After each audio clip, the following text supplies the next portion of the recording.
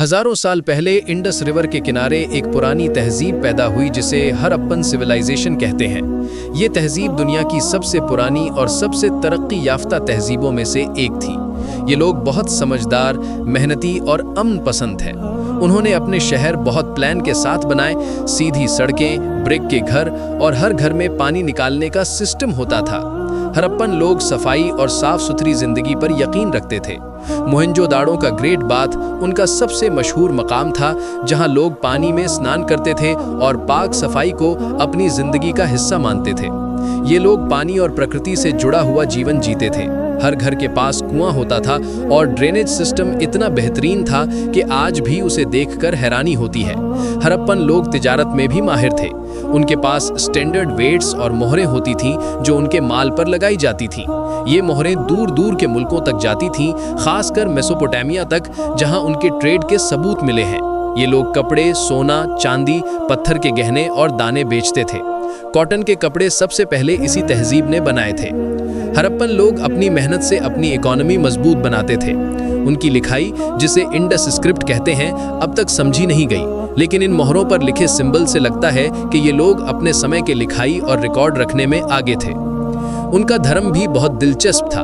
ये लोग प्रकृति को मानते थे, माँ देवी की पूजा करते थे और पेड़ पौधों, पानी और जानवरों को पवित्र समझते थे। उनके धर्म में किसी राजा या बड़े मंदिर का निशान नहीं मिलता। इससे लगता है कि वो बराबरी और शांति में यकीन रखते थे। औरतों का मकाम भी उनके समाज में खास था, क्योंकि उन्हें माँ देवी के रूप में इज्जत दी जाती थी। उनकी रोजमर्रा जिंदगी भी बहुत सिंपल और डिसिप्लिन थी।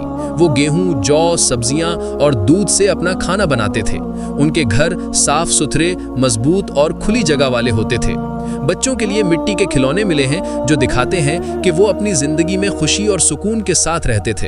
हरप्पन लोग सोना, चांदी और पत्थर के गहने पहनते थे और अपनी जिंदगी को सुंदरता और सफाई से सजाकर जीते थे। लेकिन वक्त के साथ सब कुछ बदल गया।